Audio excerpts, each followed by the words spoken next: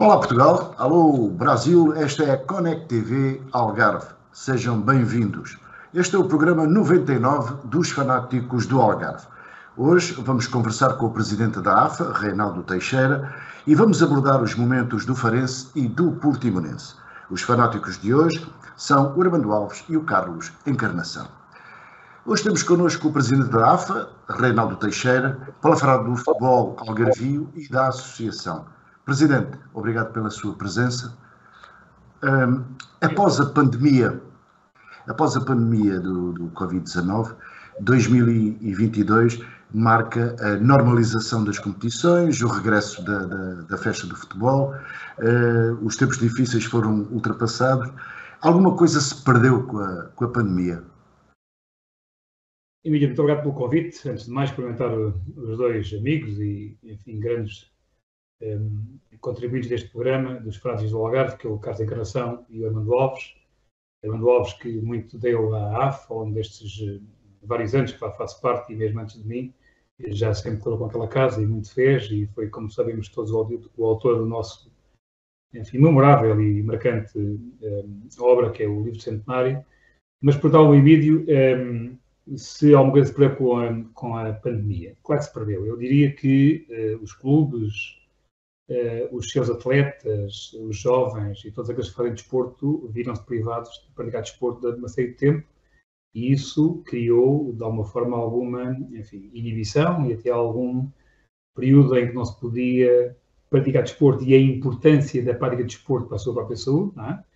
A parte competitiva, na parte dos séniores, tem o seu peso, mas eu diria que no grande aspecto formativo e a importância do desporto perdeu-se. E a verdade é que, passados estes 2 anos de pandemia, nós retomamos e sentimos uma enorme vontade de todos os adeptos, de todos os clubes, de voltarem, digamos, à atividade física, à prática do futebol, à prática do futsal, até à prática do futebol praia e da arbitragem. E veio-se isso com alegria, de tal forma que nós, enfim, a AFA bateu o recorde do seu número de inscritos na última época, ou seja, pós-pandemia, entramos a superar o recorde dos números de atletas participantes na competição. Eu ia perguntar exatamente sobre isso, ou seja, a AFA acusa com satisfação, natural, o aumento de inscrições de atletas, que é um sinal de vitalidade. A sua análise sobre esse crescimento, a razão, o motivo?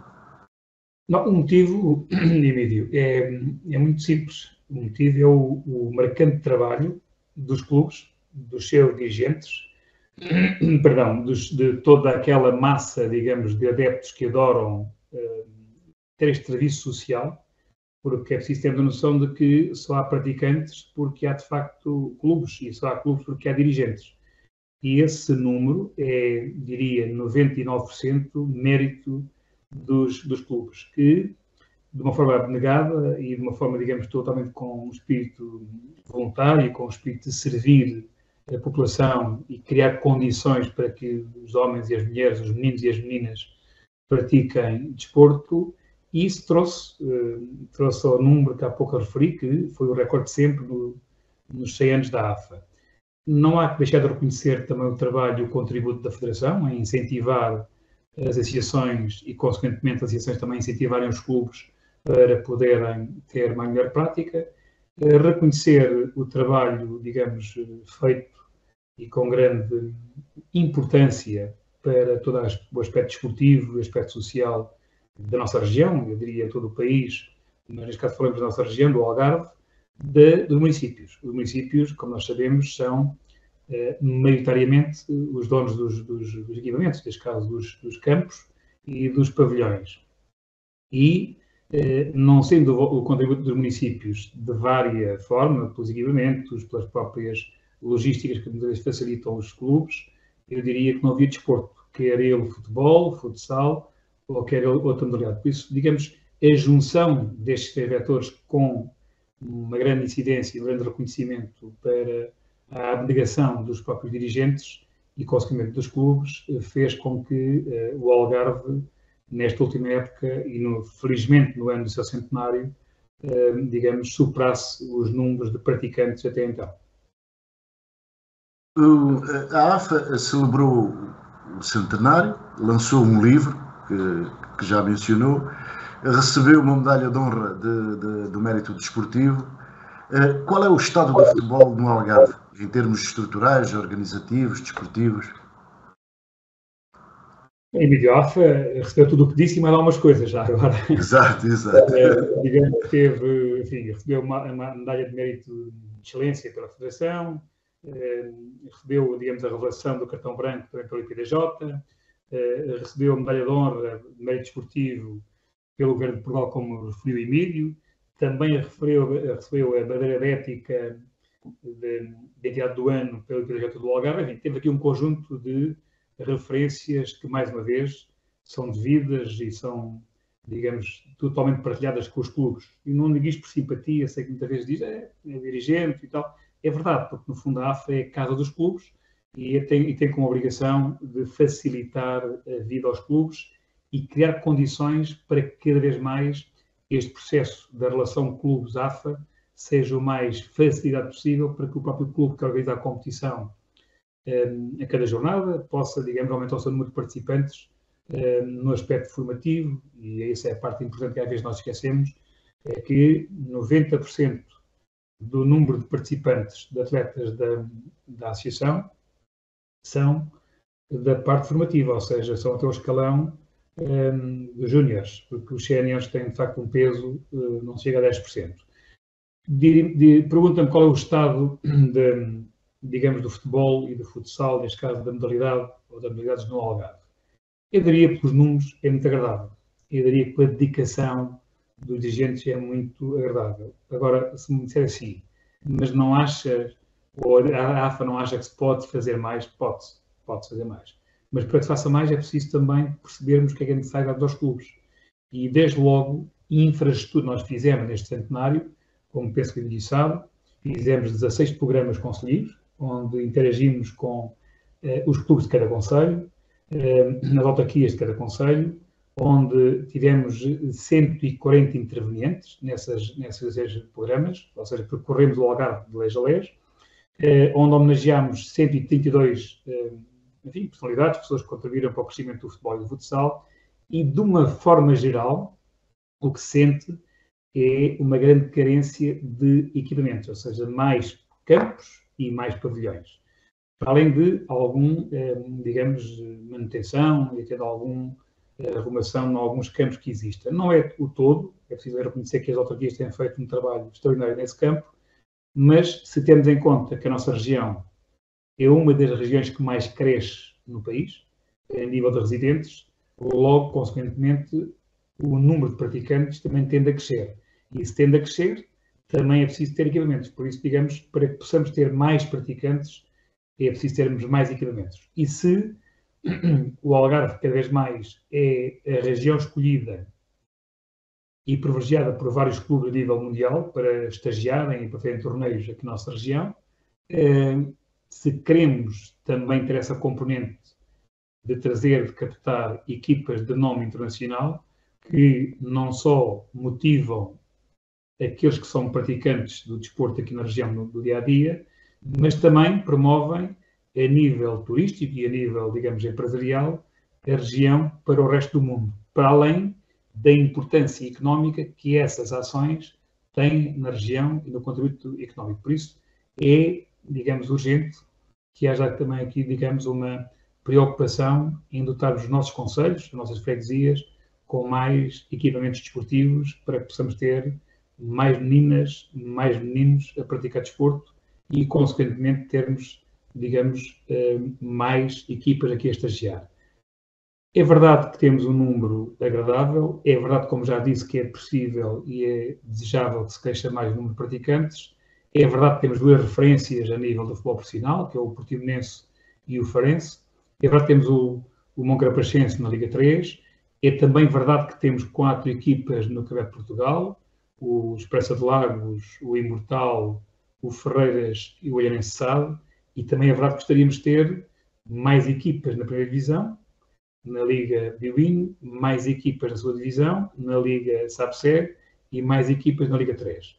Mas se isto é verdade, e tem um aspecto, diria, competitivo, mas também promocional do futebol na região, também é verdade que isso ajuda e incentiva a que haja mais praticantes, porque o nosso foco é muito mais na formação, é muito mais na base, para que essa base possa cada vez mais alimentar os clubes, e é muito agradável ver aqui alguns clubes da região que estão em escalões superiores e que têm atletas formados a nível local, formados nos clubes a nível local, atletas que fizeram parte das seleções do Algarve, e isso para a gente é agradável. Por isso, dentro dessa base, é com esse espírito que a Associação de Futebol trabalha, é com essa atitude que nós vamos tentando incentivar as próprias empresas e os municípios a cada vez mais ajudarem os clubes, porque quando estão a ajudar os clubes, estão a ajudar o futebol, o futsal, mas estão principalmente a ajudar o papel social, o papel da importância da prática desportiva para formar homens e mulheres e, consequentemente, a importância que esse papel tem na saúde de todos nós. Se virmos bem, quem pratica desporto, a importância que isso tem para a nossa fase mais adulta e também para as nossas práticas quando não praticamos desporto, ou seja, enquanto miúdos, a regra da disciplina, e esse facto é um papel muito importante. Por isso, eu gostava de sempre que vêssemos isto num papel muito mais formativo do que competitivo. E é esse o nosso contexto, é esse o nosso foco, e em simultâneo, tentando passar a mensagem de que no Algarve as equipas, de facto, no futebol sénior, no futebol, digamos, até nos júniores, nos juvenis, são competitivas, são combativas, mas são, quer os próprios dirigentes, quer os próprios atletas, têm atitudes de fair play, têm atitudes de valores e que, no fundo, promovem o bem-estar, o acolher, a festa, e sabem que hoje perderam, amanhã ganham. E isso foi um bom exemplo, agora há poucos dias, na própria Supertaça, um clube que teve até o último minuto, aos últimos 30 segundos, vencedor, depois sofre um golo já nos descontos, na parte final faltava 30 segundos para acabar o jogo, vai a penaltis, perde nos penaltis e depois teve, com grande dignidade, a honra de fazer digamos, o reconhecimento e o mérito dos vencedores. Então, falamos do vencedor, que foi o Moncarapachense, e do vencido, que teve esse comportamento de reconhecer o Fogo de Ferreiras. É esse tipo de gestos, é esse tipo de atitude. Aliás, estamos numa região que é turística, e enquanto turística e turismo no Rio da Paz é bem receber, é bem acolher, e sinceramente, Emílio, orgulho bastante quando ouço dizer que o Clube A sai do estádio X e deixa o seu balneário como entregou. Orgulho muito que o Clube A ou o Clube B, quando perde, reconhece o mérito do outro. Orgulho imenso que os adeptos, nas próprias bancadas, incentivam os seus atletas, o seu clube, mas de forma ordeira, de forma disciplinada e com valores. E é isso que nós queremos contribuir, é para isso que nós queremos ajudar a que o futebol seja cada vez mais um momento de festa, um momento de orgulho, um momento de convívio e também um momento de prática desportiva / formativa. E, Presidente, no Campeonato de Portugal, as equipas algarvias não estão a ter performances muito satisfatórias. Isso preocupa a AFA? Claro, nós preocupamos sempre, como há pouco dizia-se, nós gostamos de ter também mais base, tendo-se mais formação, e se queremos ter, consequentemente, mais equipas nacionais, quando as temos e ainda vimos que não há condições para as manter, ou que não está a correr bem a época para esses clubes, ficamos preocupados. E temos falado muito com os dirigentes, nesse sentido, mas acreditamos que, enfim, nem sempre é como se começa, mas o é como acaba. Houve alguns que começaram menos bem, estão a melhorar e quero acreditar que vamos, embora temos 4, e desejava que as 4, digamos, conseguissem terminar o campeonato e enfim, o ideal é que alguma subisse à Liga 3. Não sei se isso será possível, mas pelo menos conseguimos manter as 4 equipas no Campeonato de Portugal. Presidente, o caso do castigo ao Loutano, logo na primeira jornada, provocou reações diversas que colocaram em causa, inclusivamente, os próprios regulamentos e que aumentaram agora com uma decisão diferente do Conselho de Justiça. Como analisou esta situação toda? Não, como o Emílio sabe, a AFA tem vários órgãos, não é? A direção, que eu represento, não é? Depois tem o Conselho de Disciplina, que é composto pelos juristas, tem o Conselho de Arbitragem, que é composto por elementos e membros que percebem e que têm experiência na arbitragem. Tem o Conselho de Justiça, digamos, que é composto também todo ele por ilustres juristas, e tem o Conselho Fiscal, que é composto por, enfim, formado em Economia e dentro dessa área, na área financeira, Conselho Fiscal, antes Conselho de Contas, mudámos este mandato para alterarmos para o Conselho Fiscal, e tem a Assembleia Geral, que digamos que é o órgão máximo que representa todo, digamos, o universo da AFA. E nós, nessa matéria, não excluímos em qualquer dos órgãos, eles são soberanos e têm as suas opiniões. A verdade é que, e como o Emílio sabe, eu faço parte dos órgãos da AFA há cerca de 20 anos e estes regulamentos já vêm de trás e foram aprovados em Assembleia e foram aprovados pelos clubes. Se me perguntar se aquilo, digamos que no fundo levou à derrota do Loutano ou fosse outro qualquer, eu pessoalmente acho que de facto faz sentido, ou seja, que no fundo é o quê? Temos um membro que temos no clube, na ficha de inscrição, o atleta, o treinador que no fundo representa a equipa, que é o treinador principal, e depois há um agente desportivo que não tem habilitações para ser treinador e erradamente ele é, digamos, colocado na ficha de jogo como treinador. E isso, de acordo com os regulamentos, no entendimento do Conselho de Disciplina, deu a perda do jogo para o clube. Sinceramente, infelizmente, isso já aconteceu, soube depois, devo dizer que soube depois, já aconteceu nos escalões jovens cerca de 26 vezes, é a mesma decisão, nunca ninguém reclamou, e devo dizer com franqueza que na direção é a nossa intenção, passado este campeonato, propormos a alteração, enfim, dessa regra. Depois veio o clube recorrer para o Conselho de Justiça, que lhe compete. De igual forma, é um órgão que tem a sua, enfim, autonomia e que tomou uma decisão de revogar, mas se ler o acórdão, não revoga, e está em um jurista também neste painel, que é o Armando Alves, não revoga, digamos, pela decisão do Conselho de Disciplina, revoga pela forma, pelo que percebi, como no fundo foi feito ou tomada a decisão, sem ouvir, entre aspas, a entidade penalizada. É essa a razão. Mas, resumidamente, de acordo com o regulamento, foi aplicado, foi respeitado, foi cumprido na parte da disciplina. Ao recurso na Justiça, a Justiça entende revogar, tendo em conta a forma como, no fundo, foi aplicado.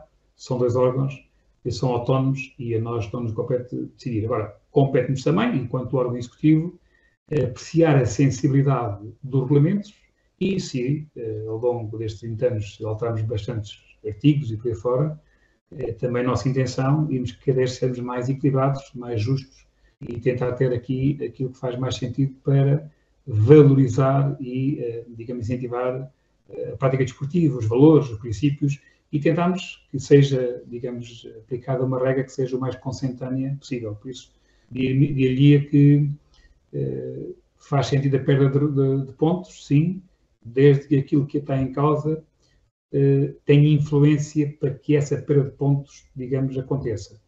E os regulamentos devem tentar respeitar isso. Por isso, naquilo que nós entendamos que, no fundo, deve ser ajustado, este ou os artigos será ajustado com toda a determinação e humildade possível. Mas, como disse, e deixe-me só concluir com essa parte, ou seja, que é a mesma regra, foi aplicada 26 vezes, e não, só que foi nos escalões jovens, e não houve, de facto, qualquer... Mas mal, porque para mim tanto está mal nos séniores como nos jovens. E essa é a intenção, nós, deixo isso aqui publicamente dito, nós tentarmos, na próxima campeonato, revermos esse artigo, entre outros. Muito bem. Presidente, depois temos também a discussão sobre a qualidade das arbitragens e também aqui o caso da violência contra as equipas de arbitragem que aconteceu em Silves. Como é que analisou essa situação?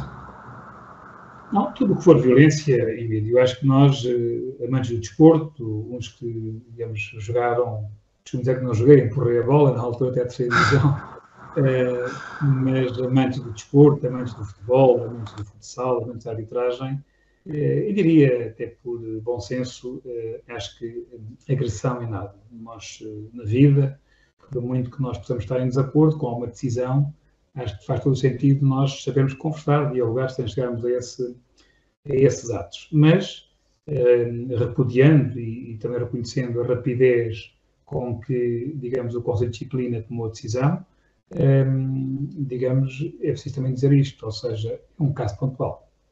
É um caso esse que é totalmente repudiável e caso esse que é totalmente, digamos, condenável, não é? Não deve existir, mas eu queria dizer isto, é um caso. E é um caso onde o próprio clube se penitenciou de imediato, não só o fez publicamente, como o fez para a própria AFA. É preciso deixar isso claro, ou seja, a atitude, digamos, de reconhecimento do clube e o próprio atleta que teve essa atitude, digamos, totalmente arrependido e, digamos, para mim essa é a parte importante, ou seja, não devia acontecer, não deve acontecer, e eu quero acreditar que esse atleta que teve esse comportamento, pela maneira como ele se dirigiu à AFA, será um embaixador no futuro do fair play. Por isso, diria que nós devemos também dar a relevância devido a estes casos. É um caso, vamos contribuir para que, no fundo, ele não volte a acontecer, mas vamos reconhecer os 99 casos de bom comportamento que existe e vamos todos em conjunto, a AFA e os clubes, e não só, federações, para que possamos incentivar os adeptos e as próprias, digamos, agentes desportivos a reconhecerem que na discordância também, no fundo, é natural que se tenha, mas nunca partir para a agressão, seja com a arbitragem, seja com o agente desportivo, seja com qualquer ser humano, ou seja com qualquer objeto, diria eu. Em relação à arbitragem, deixar claro o seguinte, eu penso que a arbitragem é um desafio enorme para todo o nosso país. E o Algarve não foge à regra. O Algarve tem necessidade de árbitros. O Algarve não tem árbitros para todas as suas competições. E também aí, nós AFA, e diria nós clubes, os dirigentes, também temos que pensar como é que nós incentivamos para ter mais árbitros. Porque, se virmos bem, se calhar nenhum de nós gostaria de ter filhos na arbitragem. A apitar, a serem enxovalhados, maltratados com frequência, por isso há aqui uma reflexão a fazermos. E diria eu, qual é a reflexão? O que é que nós podemos fazer? Nós, repito, amantes do desporto, nós adeptos, nós dirigentes associativos, que é o caso aqui que eu represento, e nesse contexto a Associação de Futebol do Algarve tem feito um conjunto de ações a nível da arbitragem e tem melhorado com a concordância dos clubes e com a, digamos, a anuência dos clubes as condições da arbitragem para poder dar mais formação e, digamos, é preciso também reconhecer aquilo que um árbitro recebe para os jogos é insignificante, não tem expressão. Mal paga a deslocação e pouco mais do que isso. Por isso, como é que nós conseguimos ter mais adeptos da arbitragem e ter os que temos mais formados? Com ações formativas, temos um fórum de arbitragem no Algarve muito recentemente, que não tinha acontecido. Temos tido ações junto das escolas e junto da universidade que queremos intensificar. Temos tido ações com os clubes e junto dos clubes, junto das escolas, para podermos, digamos, ter mais hábitos a aderir. Mais cursos de arbitragem para futebol, para futsal. Metimos um assistente do Conselho, que é o João Ferreira, que é um árbitro, digamos, enfim, muito conhecido e muito acarinhado era ex-árbitro, naturalmente, por todos os dirigentes e pelos próprios árbitros, ou seja, com a atitude de acompanhar mais os árbitros para poder, no fundo, formá-los e, ao mesmo tempo, incentivar a cada um. Eu costumo dizer lá dentro de casa isto, ou seja, se cada um dos árbitros trouxer um elemento para a arbitragem, nós não só deixamos de não ter jogos sem árbitros, como temos de ter árbitros para poder folgar e por aí fora. Por isso, resumindo, eu penso que é um desafio de todos nós para podermos valorizar a arbitragem. E se virmos bem a atitude que temos para com os jogadores quando falham os lances, se a tivermos de igual forma com os árbitros quando falham um lance, o resultado seria outro. E se virmos bem, também há coisas a corrigir nos árbitros. São conversas que têm a ver com a arbitragem e eles próprios estão empenhados nisso. A atitude, a forma pedagógica, como no fundo têm que atuar, e sente essa melhoria, mas reconhecer que alguém que chega à arbitragem há um ano não tem o desempenho de outros que estão cá há muito mais tempo e tem mais experiência. Mas tivemos a atitude de quando vimos num jogo de 90 minutos, ou de menos, se formos competição de formação, quem é que falha mais, normalmente, ou quem falha menos, melhor dizendo, não é o árbitro. Quem falha menos é o árbitro. Nos lances todos, se virmos bem ao longo dos 90 minutos, ao longo dos 30 minutos, tudo o que for, as decisões menos acertadas são mais jogadores a falhar em passos. Eu digo que são dois elementos dentro do campo. Ou o guarda-redes, ou então o árbitro. Porque o guarda-redes, quando tem ali uns falhanços, aquilo fica logo tudo complicado.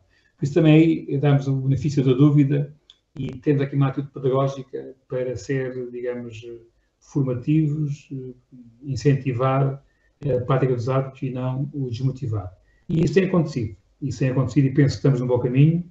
A direção, repito, e os clubes estão empenhados em criar condições para que a arbitragem possa melhorar a nível de qualidade e desempenho, por isso dando-lhe formação, dando-lhe mais condições, e nós estamos muito empenhados em todos, em conjunto com os clubes e com as escolas e com todos os agentes esportivos, em tentar incentivar que haja mais árbitros na AF. Presidente, há uma discussão aberta sobre um campeonato seguido ou disputado em duas fases. O modelo atual foi conversado com os clubes, treinadores, jogadores? Foi conversado com os clubes. No fundo, é lógico que no meio disto, quando há uma decisão, há sempre opiniões divergentes. Mas olha que este modelo foi muito consensual. Já mesmo antes de eu estar desta direção estar em funções, eu já venho de trás essa prática, e basta vermos isto. A competitividade deste modelo faz com que as decisões elas aconteçam quase sempre nas últimas jornadas. Não é? Só por si prova bem a competitividade, no fundo, que este modelo tem. E o que é que nós queremos nestas nossas competições dos séniores é que, de facto, digamos, sempre expectativa, dúvida, até a última jornada. E isso, é de facto, essa realidade tem acontecido. Naturalmente, sendo o número de equipas superior, logicamente temos que dividir em duas zonas e, consequentemente, a seguir, não é decorrido como estamos a fazer. Mas, até hoje, sentimos nos clubes que, de facto, e até é muito reconhecido noutras associações, que esta nossa competição, e basta ver a história, que é, de facto, muito, como disse, muito competitiva, e há sempre a incerteza de quem é o campeão, até muito próximo do final. Presidente, quais são os projetos mais próximos que a AFA tem em mente?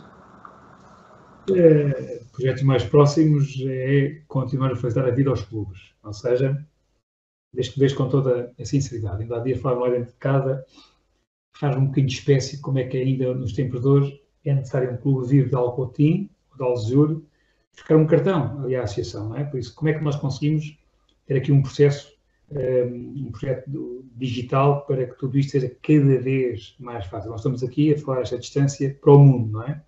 Por isso, como é que nós conseguimos tornar todo este processo logístico facilitando, digamos, a vida aos clubes?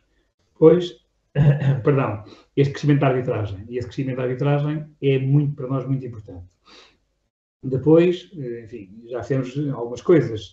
Como o sabe, nós, neste nosso mandato, não só fizemos aqui uma alteração no logo, neste caso da AFA, o logo esse que quer representar, no fundo, tem os elementos, todos eles, da região, ou seja, o sol, a praia, as áreas do futebol, os nossos castelos que representam a nossa região, e, digamos, os 16 elementos que representam os 16 municípios. Isto tem a ver com o quê? É com a intenção de trazermos a AFA para fora, ou seja, a AFA interagir com os clubes e interagir com a envolvente económica, social e por aí fora. Por isso, no fundo, projetos em que nos permita que nós possamos estar mais próximo do tecido empresarial, incentivando, como há pouco dizia, esse tecido empresarial a contribuir para, digamos, ajudando-os aos clubes, porque esses clubes estão a formar, há pouco não referi isso, a importância do desporto mesmo para o desempenho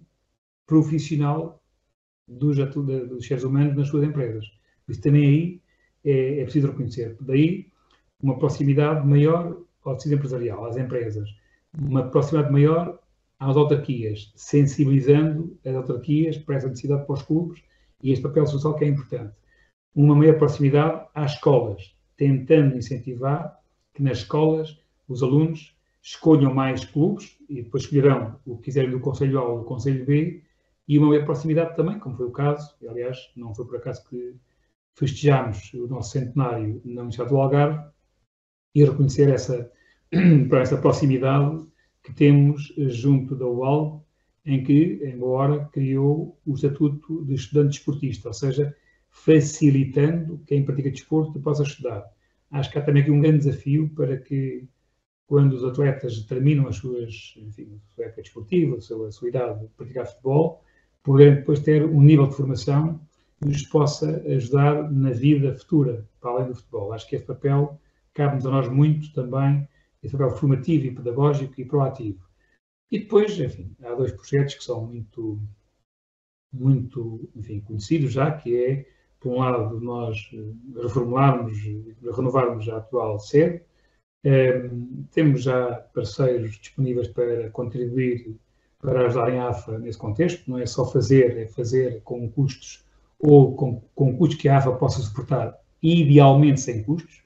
E temos conseguido, desde o projeto até doar materiais, temos conseguido uma grande parte disso. Temos um centro de medicina desportiva ao lado da AFA previsto, um museu do desporto, e temos esse grande desafio que é iniciarmos uma academia de futebol para a AFA. A academia AFA que serve, digamos, para a AFA e para a AFA interagir com o meio envolvente, com a sociedade, com a população e principalmente com os clubes. Ou seja, se há pouco falávamos da necessidade de termos mais equipamentos, mais campos junto dos municípios, a AFA, com essa necessidade, consegue ter formas de poder fazer torneios, formas de poder ter as suas seleções a treinar como deve ser, formas de poder, os árbitros também poderem treinar como deve ser.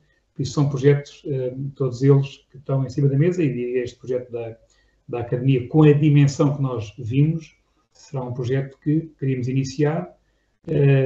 Já iniciamos, diria eu, com a intenção e com a aprovação internamente, com a divulgação do projeto, mas que será um projeto feito por fases e que será gradual. Por isso, diria que os nossos grandes projetos, e não deixar de referir de novo, ou seja, neste nosso centenário, a nossa obra, que é uma obra do autor Armando Alves, que é uma marca que, no fundo, conta a história até agora, mas diria que é um ponto de partida e não um ponto de chegada, ou seja, que é a história até aqui, e um trabalho que é feito e é reconhecido por todos que a conhecem, da importância e todo o seu conteúdo e da sua estrutura, que reproduz a história do futebol e a história em cada concelho da nossa região do futebol, e a intenção de mantermos essa obra atualizada, ou seja, que até pode ser um caso de estudo, e queremos que também aí ele possa ser cada vez mais conhecido e reconhecido e divulgado nas próprias escolas e das próprias bibliotecas da nossa região, e não só. Mas também, se isto é verdade a nível material e a nível de equipamentos que aqui falámos, e a nível de aumento de praticantes, e incentivar também o número de equipas nas competições nacionais, também é um facto, não é menos verdade que não nos cansaremos de tentar tudo fazer para que possamos cada vez mais passar a mensagem de que no Algarve os comportamentos, como há pouco referia, quer dos adeptos, quer dos atletas, quer dos dirigentes, são exemplares. E que se consiga passar a mensagem de que vale a pena ir ao futebol porque é feito com disputa, com festa, com convívio e de forma ordeira, e aquela linguagem que às vezes não valoriza o futebol, nós possamos também evitar. Nesse contexto, dizer também que a AFA foi a primeira associação do país a colocar no terreno o projeto de delegados. Vão ser delegados, que é, digamos, o representante da AFA nos campos. Qual é a função desse delegado? Não é uma função punitiva, longe disso. É uma função pedagógica, formativa, facilitadora, interagir com os clubes, com a autoridade, com os árbitros, para conseguirmos que as condições para as três equipas e para os próprios adeptos possam cada vez mais serem reconhecidas e serem melhoradas. Nesse contexto, Esses delegados são nomeados quer para as competições séniores ou até mesmo para as competições ou para os jogos de formação. Irão tão somente aos clubes que nós achamos, ou aos jogos, ou aos campos que nós achamos que faz sentido e que é mais necessária a sua presença. Neste momento não temos delegados para todos os jogos, nem para todas as competições, mas reconhecer que também é um trabalho voluntário, é feito por uma expressão total carolice, e tem sido muito bem acolhido pelos clubes e tem sido um trabalho muito pedagógico e muito formativo por todos os nossos delegados. Não deixar também de reconhecer que nós, enfim, esta nova denominação das nossas competições, que passamos de campeonatos digitais a ligas, tudo isso, também queremos modernizar, no fundo foi essa a intenção. Temos três namings para as competições, em duas delas a SAPSEG e na Liga 2 a Algarve Futebol Connect TV, com quem aproveito para dar os parabéns por essa iniciativa e por essa vossa determinação, e reconhecer também o vosso trabalho, quer junto da divulgação, não só das modalidades da AFA, das competições da AFA e dos eventos da AFA, mas do todo do desporto do Algarve, neste caso do futebol em particular, e este programa de Fanáticos tem essa grande componente de falar de futebol, mas também não queria deixar de reconhecer do trabalho que é feito a nível formativo e informativo, social, pedagógico, que do fundo vocês vão passando, vocês Connect TV Algarve, a realidade e as informações que passam que acontece na nossa região, diria para todo o país, para os 4 cantos do mundo e, em particular, para esse país irmão que é o Brasil. Por isso, a nossa AFA, a AFA dos clubes, a AFA do Algarve, queremos que seja cada vez mais uma AFA de todo o Algarve e que é reconhecido pelos clubes e que incentiva os clubes a terem mais praticantes, melhores práticas, e incentivar também a certificação, que é um projeto feito em conjunto com a própria Federação, para que possamos querer passar aquela mensagem. O nosso hino também é bem claro, um orgulho azul, uma só bandeira, Algarve um só, são 3 expressões que no fundo fortalecem a nossa região, e a AFA tem esse grande desafio, essa grande vontade de interagir com as entidades que é locais, e aí uma grande importância para os municípios, interagir com o IPDJ, também reconhecer o trabalho que tem sido incansável feito pelo IPDJ em toda a região, nas várias modalidades. O IPDJ não pode ajudar a associação a nível monetário, mas ajuda muitos clubes e nós temos muito orgulho e satisfação que eles possam, digamos, ajudar cada vez mais os nossos clubes, porque estão a ajudar, digamos, as modalidades. Por isso é nesse contexto e nesse espírito, Emílio, que os projetos são muitos. A vontade é enorme, mas por muito que nós façamos, e há pouco em off ainda, dizia-lhe que nós estamos quase a terminar o nosso mandato, termina até junho, e se me perguntar assim, mas como é que faz o balanço? Certamente será para outra altura, não para agora, mas achamos que fizemos pouco para aquilo que podemos fazer. E queremos fazer mais, e a AFA tem condições para que se faça muito mais. Muito bem. Antes de libertarmos o Presidente, Encarnação, uma pergunta ao nosso convidado. Em primeiro lugar, desejar-vos a todos uma muito boa noite e também um bom ano 2023. Saudar o Sr. Presidente da Softball do Algarve, Reinaldo Teixeira, com o qual tenho grande satisfação em o admirar e ser grande amigo. E colocava-lhe aqui uma questão que acaba por ser pertinente, embora a AFA também não tenha esse papel perante os clubes de os, digamos, pressionar, mas está nos horizontes de se candidatar num próximo mandato ou sem vindo a fazer um trabalho no que diz respeito ao futebol feminino para se criar realmente aqui uma liga como se criou para a primeira distrital e para a segunda distrital, visto que no futsal está a resultar bem e com grande sucesso e com grande êxito. A questão agora era aqui tentar perceber, e tendo aqui também para nos poder elucidar a todos sobre esta questão, que trabalho é que tem sido feito por parte da AFA para os clubes e se está num horizonte próximo uma liga competitiva de femininas, chamemos assim. Carlos, o desejo é um dos grandes desígnios da própria Federação e que incentiva digamos, aliás, neste projeto da própria Federação, e que nós temos também ali, digamos, um projeto que é AFA 2030, é o aumento do género feminino, digamos, na parte do futebol e do futsal. O futsal, como Carlos disse bem, tem crescido bastante e com grande sucesso e mérito dos clubes, mais uma vez. E a nossa intenção é incentivar, e com incentivos até a nível monetário, em que os próprios clubes têm custos ou não têm custos nas inscrições da parte feminina, para que possamos aumentar o número de praticantes femininos. Havendo praticantes, naturalmente pensamos depois na parte da competição, não é? Por isso, nesta fase inicial, é mais o foco em aumentar.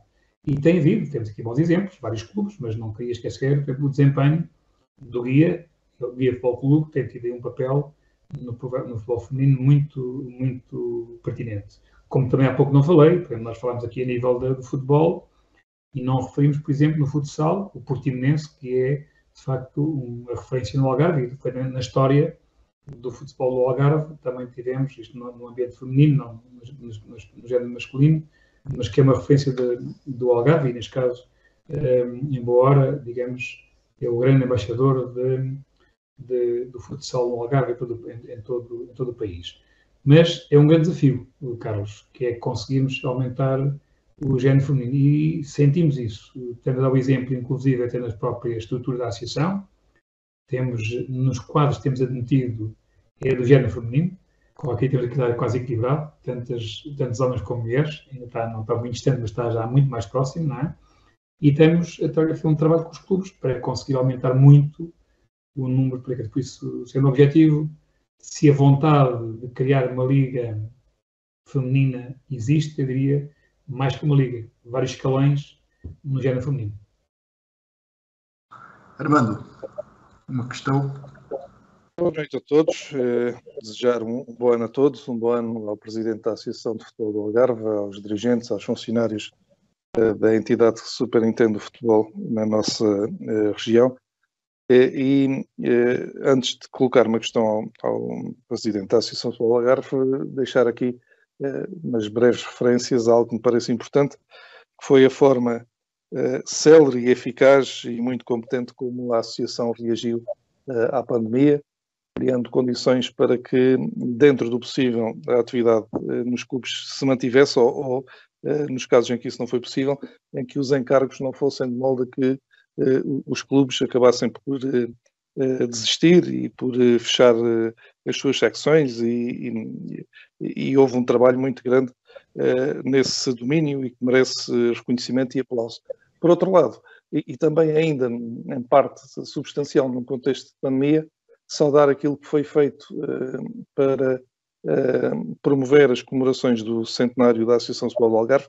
100 anos só se fazem uma vez e mesmo com os condicionalismos resultantes da pandemia, creio que o programa que foi desenvolvido teve inegável brilhantismo e a circunstância, e também colaborei modestamente nessa parte de levar um evento, pelo menos um evento a cada município. Foi uma ideia que fez com que todos se sentissem incluídos e portanto, saudar a associação por estas duas circunstâncias. A minha questão vai um pouco fora da caixa, porque normalmente fala-se no futebol sénior, fala-se nos campeonatos profissionais, onde a associação não tem grande importância, mas que é o foco normal das notícias. Depois fala-se um pouquinho no futsal, um pouquinho cada vez maior no futebol feminino, mas nós no Algarve temos tantas praias e temos tão pouco futebol de praia, embora creio que estão a ser dados espaços, e foram dados espaços já na época passada nesse sentido.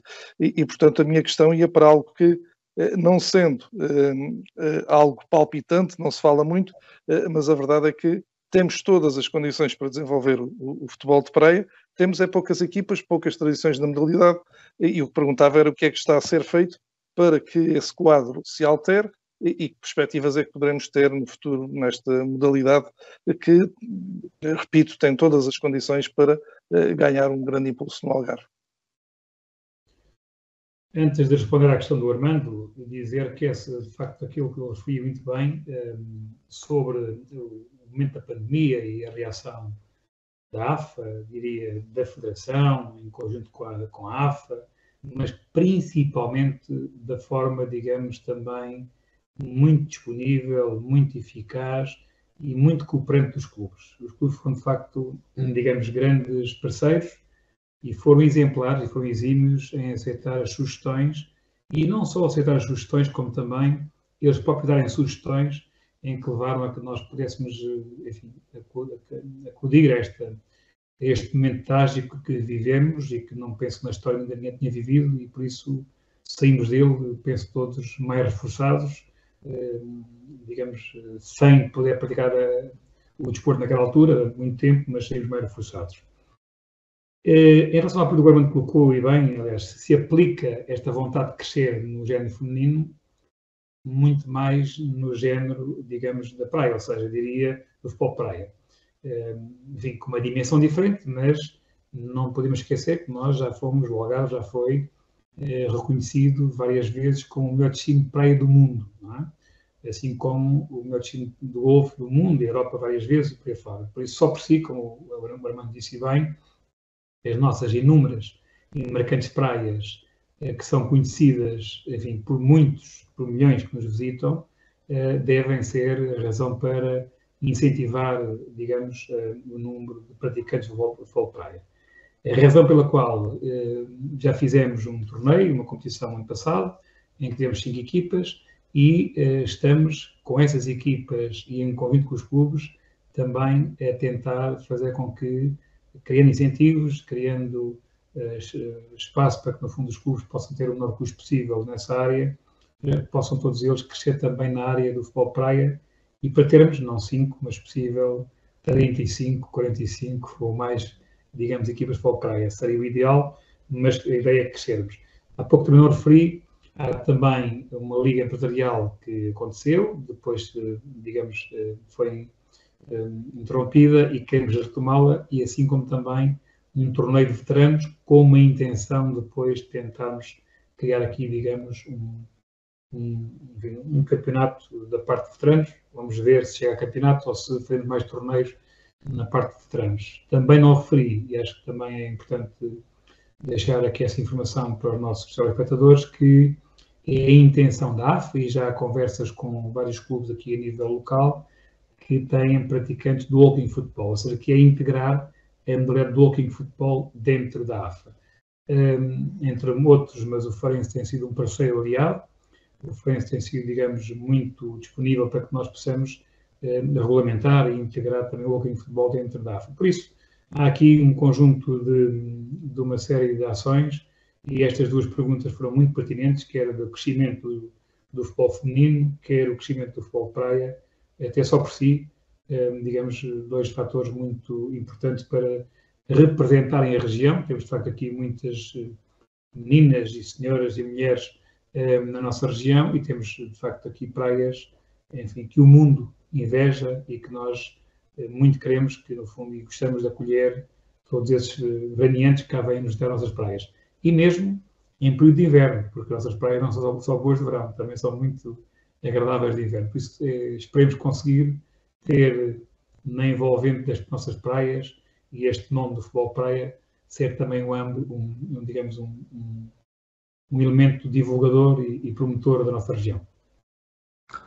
Presidente, obrigado pela sua disponibilidade, pela sua presença. Desejamos um bom ano e até uma próxima oportunidade. Muito obrigado. Mídio, gostava só de terminar agradecendo o vosso convite, a vossa colaboração, reiterando os parabéns pelo vosso trabalho, quer o vosso trabalho do programa, como há pouco disse, dos próprios, digamos, comentadores, pelo que percebo, são permanentes, o Carlos Encarnação e Armando Alves, a forma construtiva como, no fundo, passam a mensagem do que acontece no nosso Algarve ao longo do mundo, e dizer-vos que, para nós, não só para este momento ou para outros momentos que, no fundo, sejam necessários, estamos sempre disponíveis, e agradecer mais uma vez esta nossa parceria, em que esperemos que continuem a dar ainda mais divulgação, mais destaque aos nossos eventos, às nossas competições, e em particular, digamos, à Liga 2, à Algarve Connect TV. Por isso, parabéns pelo vosso trabalho, pelo vosso desempenho, um bom ano para todos e para, digamos, aquele país onde tão, digamos, vocês também chegam, que é o Brasil. Nós temos um grande carinho pelo Brasil, temos, felizmente, cada vez mais brasileiros na nossa região, quer porque escolhem a nossa região para trabalhar, quer para férias, quer para investir. Por isso estamos cá, quer para praticar desporto. Temos todo o gosto em nos acolher e em nos receber na nossa região. Um abraço e bom ano para todos. Obrigado, bom ano. Obrigado. Muito bem, vamos continuar e vamos para o Distritalão. Na paragem do campeonato, o Silves foi castigado com derrota no jogo em que se restou tal caso de violência contra a equipa de arbitragem e o Conselho de Justiça revogou o castigo imposto ao Lutano pelo Conselho de Disciplina. Armando, como é que viste esta situação, estas duas situações? Olha, são ambas perfeitamente naturais, é a aplicação do que está nos regulamentos. Num caso, ou aliás, parece-me algo óbvio, não havia muito, não haveria outro quadro, digamos assim, no âmbito daquilo que está preceituado no regulamento de disciplina, que não fosse este. Parece-me normal e natural a aplicação da pena de derrota face aos dados que conhecemos. Eu não estive no jogo, naturalmente que o Conselho de Disciplina aplicou essa punição com base nos relatórios da equipa de arbitragem e das forças de segurança, no caso a GNR, e seguramente que lá constava detalhadamente tudo aquilo que se passou no jogo e que levou a que, em função dos factos, isso fosse transposto para depois o quadro das punições, sendo aplicada uma punição que é de facto uma punição grave, mas temos que reconhecer também que os acontecimentos foram graves e não deveriam ter de alguma forma ocorrido. Tendo ocorrido, aplica-se o que está regulamentado e foi isso que aconteceu no jogo do Silves. Já em relação ao Lutano e à decisão tomada pelo Conselho de Justiça, importa realçar que estão em causa aspectos de natureza formal, uma vez que na aplicação da pena de derrota pelo Conselho de Disciplina não foram observadas, no entendimento do Conselho de Justiça, algumas formalidades, nomeadamente a audição do elemento que foi inscrito no campo errado da ficha de jogo. Portanto, sendo isso, no entendimento do Conselho de Disciplina, uma condição obrigatória, levou a que a decisão em sede de recurso fosse diferente daquela que foi tomada pelo Conselho de Disciplina. Bom, as pessoas podem olhar para isto, então um órgão decide de uma forma e outro órgão decide de outra. Se nós olharmos para os tribunais civis, temos também a possibilidade de recorrer de muitas das decisões que são tomadas em primeira instância para a segunda instância e, por vezes, há factos, questões de natureza formal, como aqui, outras vezes a aplicação do direito não é aquela que melhor se deveria enquadrar perante os factos que constam do processo e, portanto, digamos que isto é a normalidade das instituições a funcionarem e dos órgãos a funcionarem. Não é nada estranho. Quantas e quantas vezes nós assistimos, são casos mais mediáticos, mas o Benfica foi punido com X jogos à porta fechada, o líder dos Super Dragões foi punido com não sei quantos meses, e depois há outras entidades, outros órgãos, porque pode haver mais do que um degrau de recurso, por vezes há 2 graus de recurso, e, portanto, as pessoas, quando entendem que estão a ser injustiçadas, as pessoas, as instituições, recorrem, e muitas vezes recorrem até à última instância e acaba por lhes ter dada a razão, e, portanto, não se veja aqui nada de anormal. Curiosamente, o Presidente da Associação de Futebol do Algarve falou há pouco que já tinham existido muitos casos semelhantes aos do Lutano no futebol juvenil, mas o que é que se passou? Possivelmente ninguém recorreu, porque o recurso obriga a um depósito de um determinado valor, é o que está previsto nos regulamentos, e os clubes,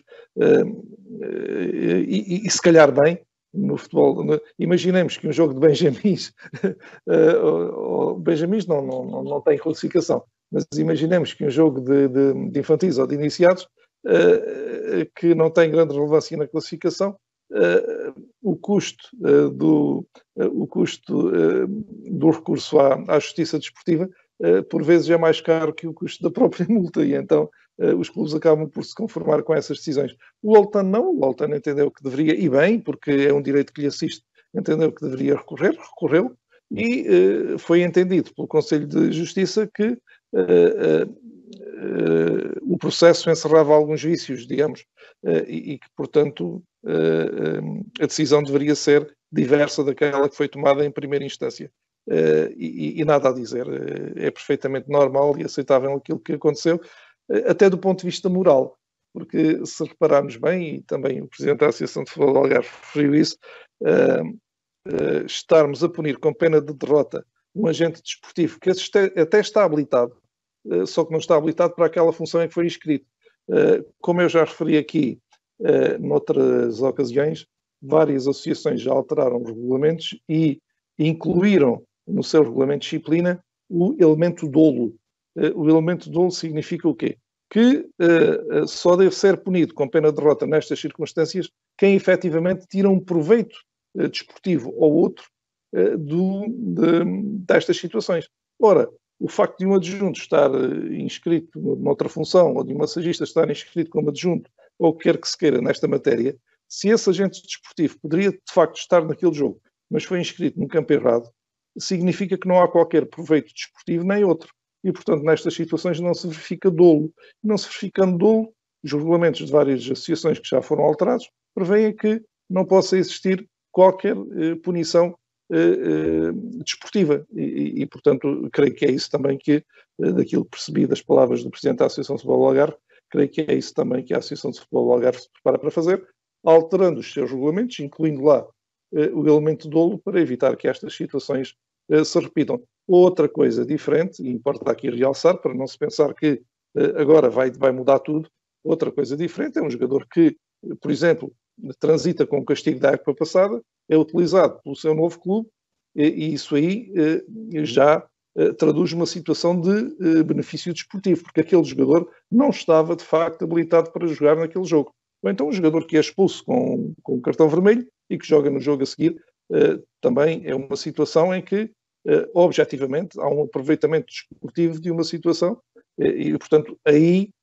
creio eu, não sei que alteração é que vai ser feita aos regulamentos da Associação de Futebol do Algarve, mas digamos que tenho a certeza a 99,9% de que nessas matérias nada será alterado. O que será alterado será nestas situações, como disse, em que a inscrição daquele elemento na ficha de jogo não traz qualquer vantagem a qualquer nível, nem desportivo, nem outro. E, portanto, sobre estas matérias, acabamos aqui por ter um quadro de soluções e decisões que me parecem pacíficas e até merecedoras de aplauso, porque parecem ambas extremamente corretas. Como disse, esta do Oltan não resulta de uma apreciação concreta dos factos, mas de questões de formalismos legais que não foram cumpridos na decisão do Conselho de Disciplina. De qualquer forma, moralmente, parece-me que é a decisão mais aceitável. Os regulamentos é que já deveriam prever há algum tempo, como prevêem os regulamentos de outras associações, a inclusão deste elemento dolo, que me parece que é o que é necessário incluir nos regulamentos da Associação de Futebol do Algarve. Encarnação, estes dois casos, como é que viste? Olha, não era óbvio, e a apresentação do Futebol do Algarve disse-nos aqui, inclusive, é que o Silves prontamente assumiu a responsabilidade por aquilo que aconteceu. Como o Armando disse também muito bem, estamos fora daquilo que poderá ser os contornos, porque não estivemos presentes, portanto, como tal, também não podemos estar a fazer juízo de valor de algo que não vimos, e mesmo estando a ver, temos uma forma de ver diferente das outras pessoas, mas logicamente penso que terá sido justa aquilo que foi deliberado em relação a este caso do Silves.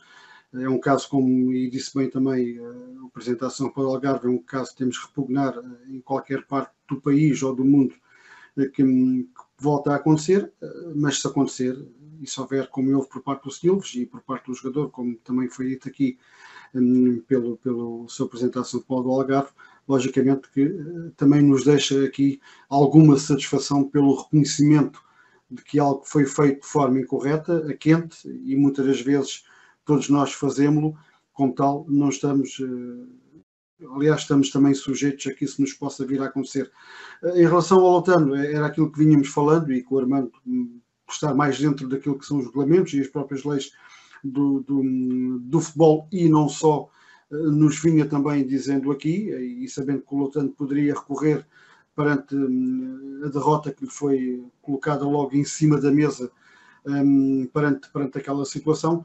O certo é que recorreu, as instituições funcionaram de forma normal, como qualquer uma.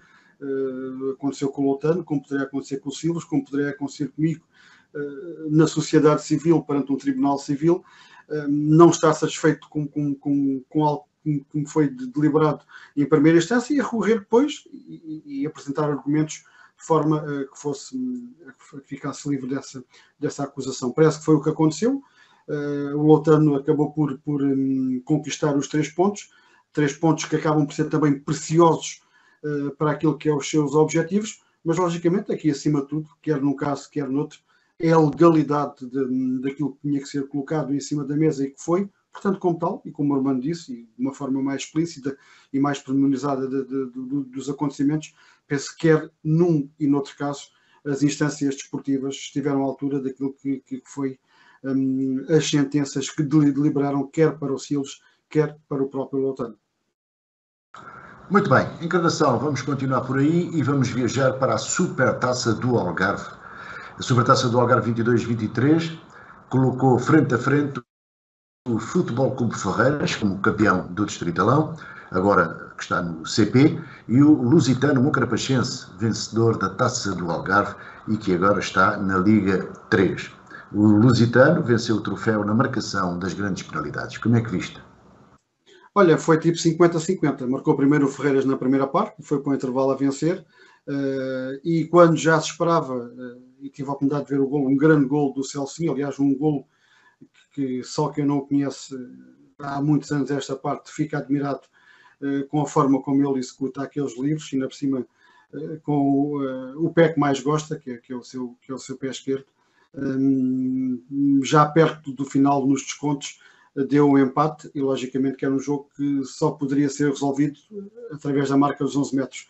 E a marca dos 11 metros, para além de se ter capacidade, sabedoria e qualidade para o fazer, é conhecido de toda a gente e quem anda no futebol que é uma autêntica lotaria, porque há um guarda-redes que durante um jogo poderá, numa grande qualidade, não defender e não precisa ser o mesmo jogador, pode ser outro jogador, mas depois acaba por defender. Há sem dúvida mérito de quem defende e há também mérito de quem marca, porque realmente quem jogou futebol, e que foi o meu caso e o teu próprio caso, e penso que o Armando também deverá jogar, quando se olha para aquela baliza dos 11 metros, aquela baliza enorme, de um momento para o outro, fica de um tamanho que parece mais pequena de uma de futsal. Portanto, também é muito complicado conseguir encaixar a bola lá dentro. Mas o certo é que, acima de tudo, houve um jogo que foi emotivo, foi competitivo, mais uma vez, e isso também é bom para a divulgação do futebol algarvio, e, logicamente, a vitória acabou por sorrir àquela equipa que converteu todas as grandes penalidades e que não falhou nenhuma. Como tal, só isso dá-lhe o mérito de ter conquistado, logicamente enaltecendo a forma como o Ferreiras, de um campeonato inferior, de um ritmo competitivo muito diferente daquele que o Moncarapachense tem na Liga 3, deu luta e levou até mesmo à marca dos 11 metros para que se decidisse então esta supertaça. Também já aqui, parabéns aos dois, logicamente, especialmente ao Moncarapachense, porque acaba por conquistar o troféu e, como tal, ao conquistar o troféu, merece-nos os nossos parabéns e que, sem dúvida, consiga ser o princípio também de uma recuperação na Liga 3 para que consiga ficar nesta liga que é bastante importante, não só para o Moncarapachense, mas também para o futebol algarvio. Armando, como é que viste a Supertaça do Algarve? Olha, a primeira nota vai para a qualidade do jogo, pareceu-me um bom jogo, com a circunstância de ter sido transmitido pela televisão, pelo Canal 11, e, portanto, levar duas equipas do futebol algarvio a vários cantos do país e até do mundo.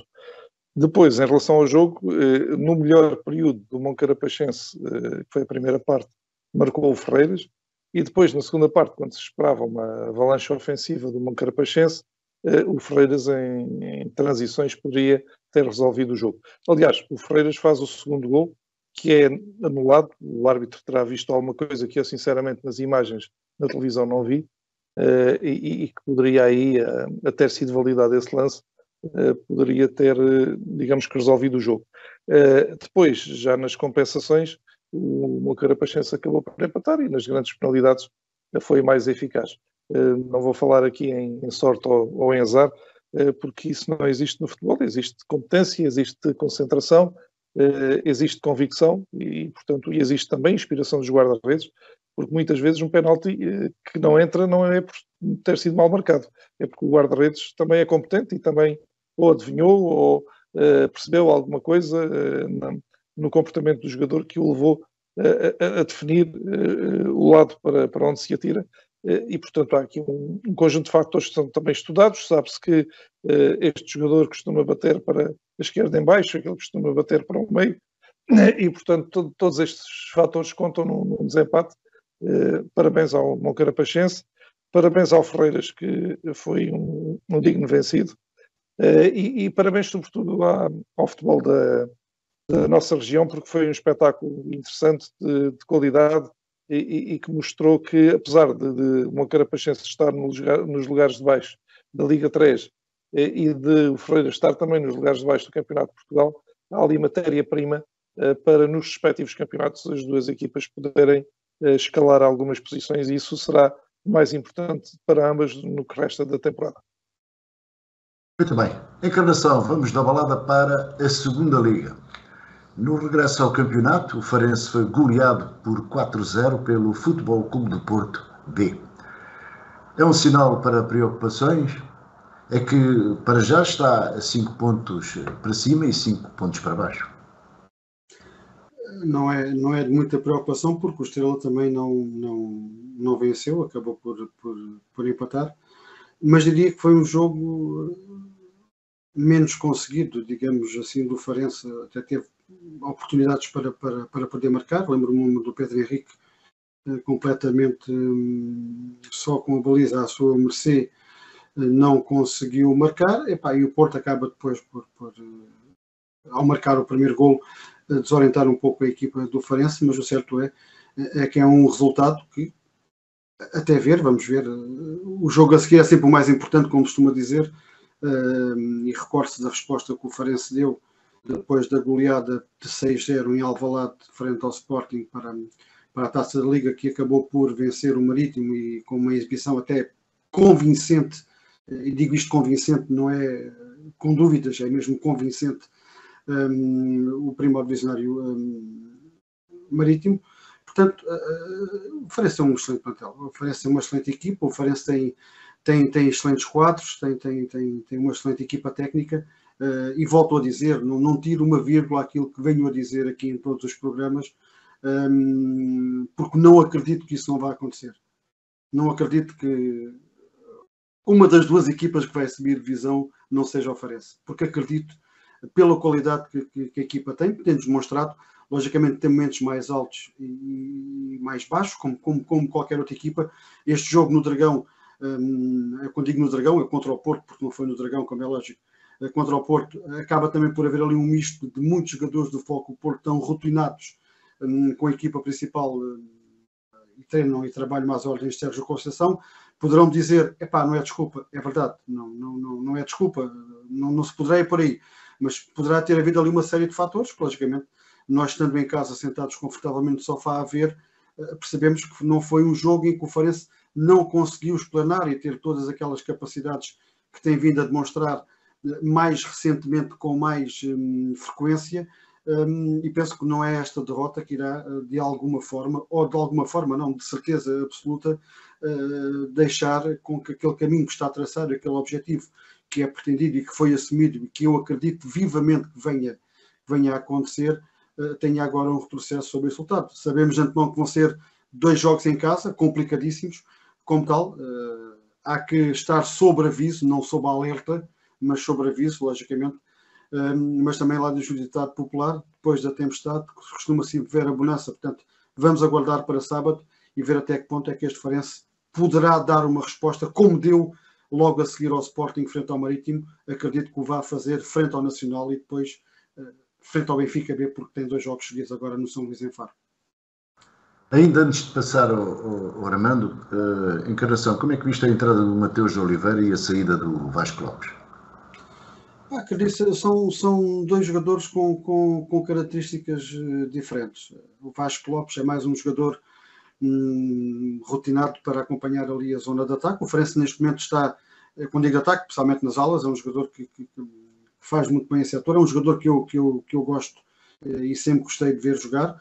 Logicamente que o Farense neste momento tem no plantel jogadores também com essas características ou que podem fazer esse papel do Vasco Lopes.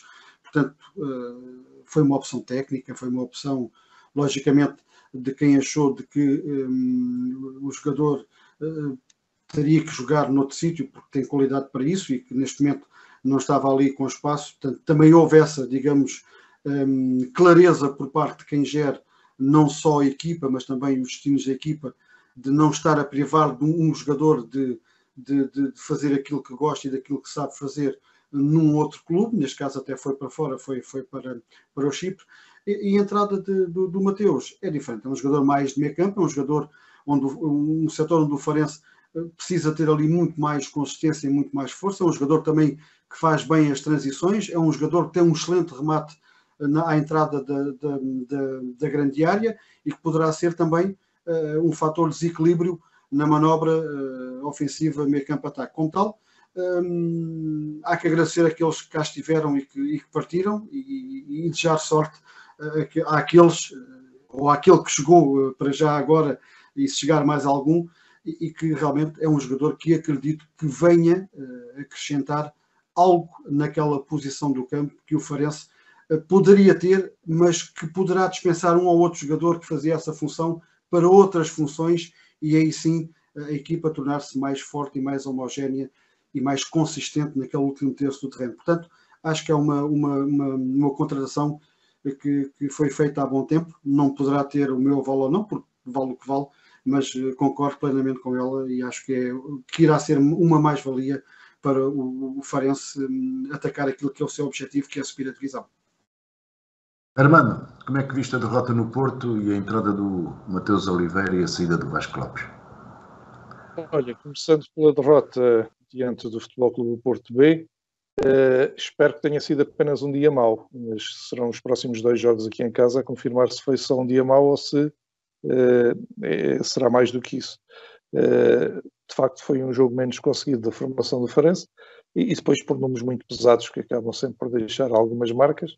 É verdade que o Farense já reagiu de forma muito positiva a uma goleada para a Taça da Liga, depois de perder com o Sporting ganhou em casa por 2-0, mas isso foi a Taça da Liga, já passou, vamos ver agora no campeonato. Foi uma exibição pobrezinha, muitas desconcentrações, muitos erros, tanto coletivos como individuais, e não foi aquele Farense que já vimos noutras ocasiões e que precisamos de ver pelo que resta da época. E como disse, os próximos 2 jogos em casa assumem particular importância, porque a diferença de 5 pontos em relação aos adversários mais próximos não é uma boa margem, mas não é uma margem que possa permitir muitos mais deslizes como este que aconteceu agora.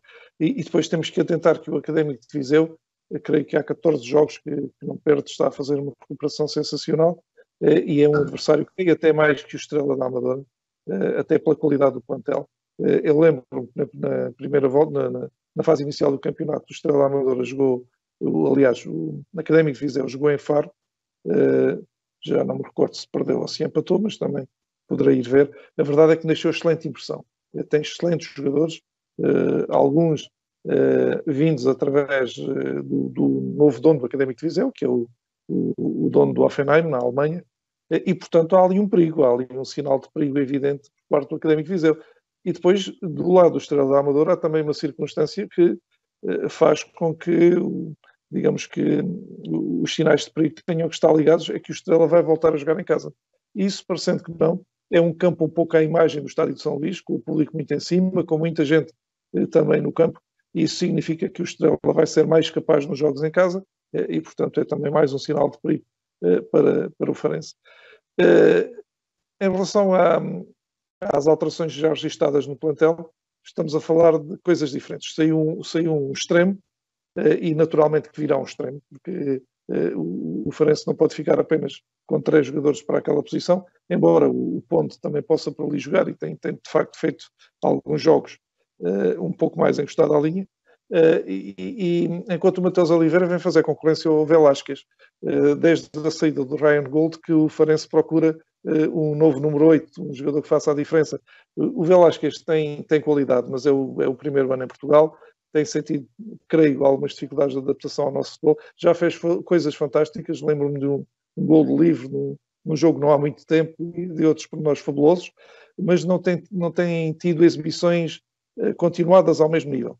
E creio que a contratação do Mateus Oliveira visa precisamente oferecer ali uma outra solução ao Vasco Faísca, sabendo-se que o Mateus é um jogador muito técnico, mas pouco agressivo, e portanto não se espera que ele ande ali a correr atrás dos adversários e a fazer muitas faltas, agora que tem os pés de excelência, tem uma capacidade para colocar a bola à distância, em passe curto, tem uma excelente visão de jogo, é um jogador que entra bem por trás dos avançados e que remata bem, e isso sim aí pode trazer de facto mais-valias a esta formação do Farense, que eu creio que até ao final do mercado de janeiro vai fazer pelo menos mais uma ou duas investidas, uma delas seguramente será a contratação de um extremo para oferecer mais soluções, uma vez que temos apenas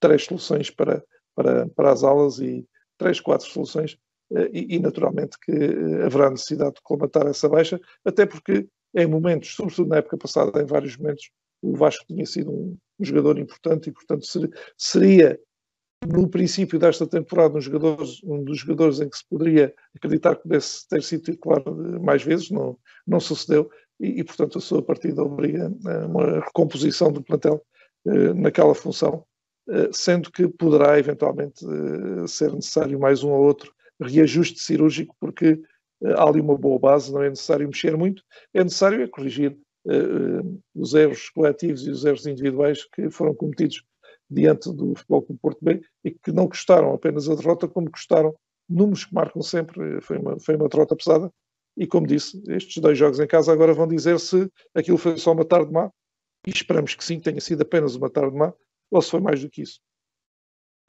Muito bem, Armando, vamos continuar por aí e vamos da balada para a Primeira Liga. Na 14ª jornada, o Portimonense perdeu ao cair do pano no jogo com o Casa Pia por 2-1. De registrar que em 8 jogos em casa o Portimonense perdeu 4 e venceu 3. E também uma referência à entrada do central Wagner Leonardo. Olha, o Portimonense perdeu e perdeu bem.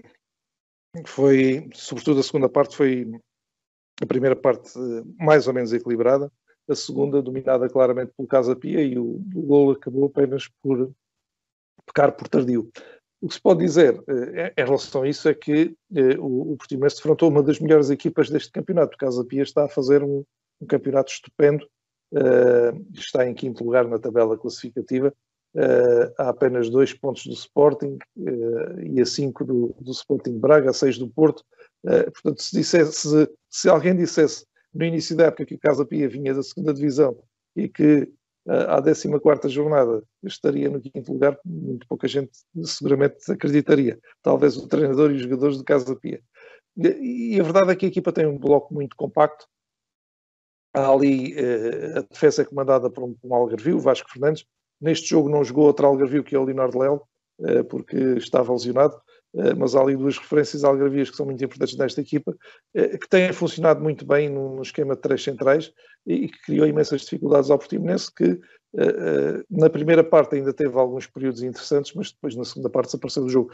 O único remate que o Portimonense faz na segunda parte é um remate prensado que é desviado por um defensor do Casa Pia e a bola nem sequer chega à baliza, e portanto quando nem sequer se consegue rematar é difícil depois somar pontos.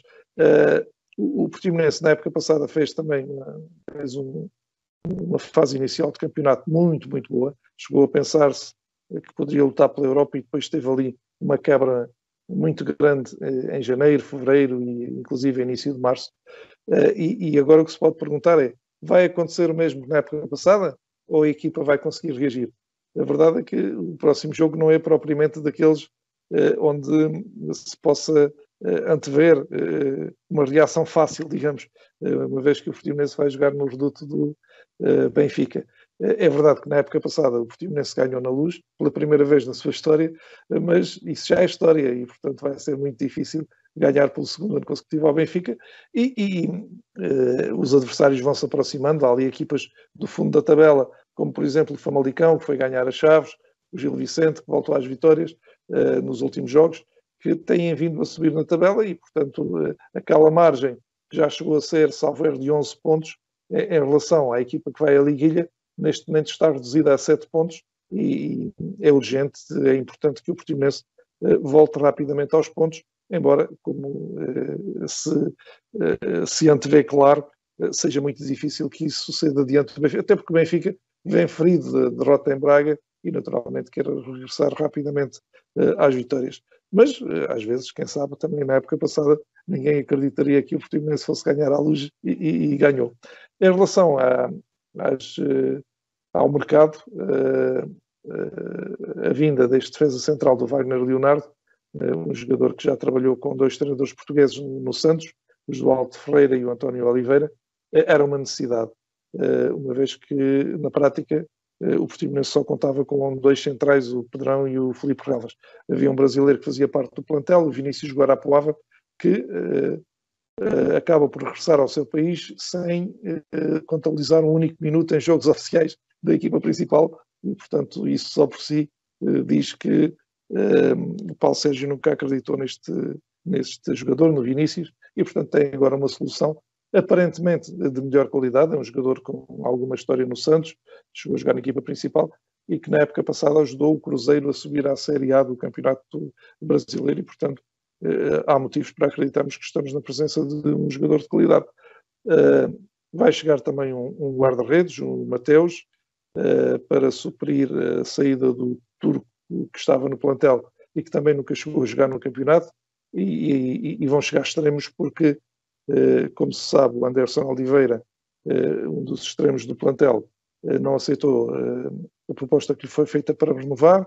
Há ali um diferendo, não está integrado no plantel, está a trabalhar com os sub-23 e, portanto, essa é já uma baixa que terá de ser colmatada, sendo que o Portimonense, antes desse diferente com o Anderson, já andava à procura de um extremo. Portanto, talvez acabem por chegar 2 extremos para colmatar essas insuficiências. E é importante que o Portimonense se reforce, porque todas as equipas da primeira divisão, praticamente todas, basta olhar para os jornais, estão de olho em reforços. Algumas já os contrataram, outros irão contratá-los, e, portanto, a segunda parte do campeonato vai ser extremamente dura, extremamente exigente, e o Portimonense tem que estar preparado para esse nível de exigência, se não quiser passar por dificuldades, porque, como disse, a diferença que já foi de 11 pontos em relação ao 16º classificado, neste momento está resumida a 7, e com o calendário que o Portimonense tem neste mês de janeiro, vai ser muito difícil somar muitos pontos, e, portanto, coloca-se aqui uma questão também de necessidade de apetrechamento do plantel para, de facto, uma segunda metade do campeonato muito dura e muito exigente. Muito bem. Encarnação, como é que viste o Portimonense? Essencialmente, a leitura que o Armando fez do jogo com o Casa Pia foi aquela que eu tive numa segunda parte, em que o Casa Pia se conseguiu aproveitar, e não aproveitar está o ganho, num Portimonense praticamente irreconhecível, e que também, como o Armando disse, e tenho que partilhar logicamente essa ideia, se não era preocupante, poderá vir a começar a ficar preocupante, principalmente com aquela distância de 7 pontos ali para aquele lugar que dá acesso à liguilha. Um Portimonense que terá que arrebitar rapidamente, terá que olhar para a frente de uma forma diferente daquilo que tem feito até agora, e logicamente que visitar o Benfica, ainda por cima no ano em que o Benfica, na minha modesta opinião, está com a melhor equipa de todas aquelas que competem na Liga Principal do futebol português. Depois vem ferido de uma derrota frente ao Braga da forma também como foi, por 3-0. Portanto, estamos aqui a falar de condimentos que se propicia muito mais para uma tempestade do que propriamente para um passeio de barco num rio sem qualquer tipo de ondulação. E vai ser complicado muito para o Portimonense estas jornadas que se avizinham, porque logicamente depois também se começa a criar um pouco aquilo que é a ansiedade em equipa, estar perto de conseguir aquilo que pretende, e depois nos minutos finais, quando digo nos minutos finais, ou nos minutos que antecedem, digamos que aquilo que esperavam, acaba sempre por acontecer o contrário. Portanto, há que levantar a cabeça, há que também refletir um pouco do que é que correu bem, menos bem, e o que é que se poderá retificar para que realmente o Portimonense no ano depois, e nós já pelo menos aqui temos falado há alguns programas em épocas transatas, que parece que o Portimonense é o ano que vai dar o salto, que se vai afirmar, que vai lutar pelo 4º lugar, e depois acaba de alguma forma ou de outra sempre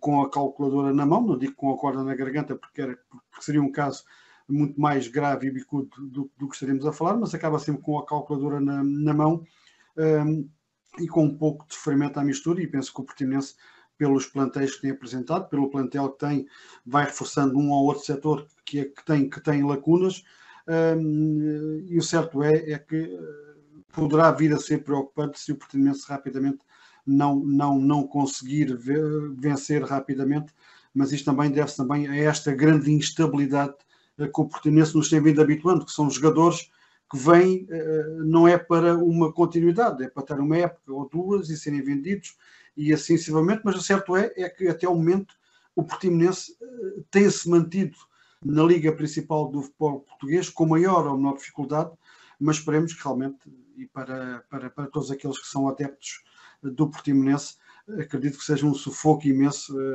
época após época, ver sair um rio de jogadores e entrar outra maré de outros.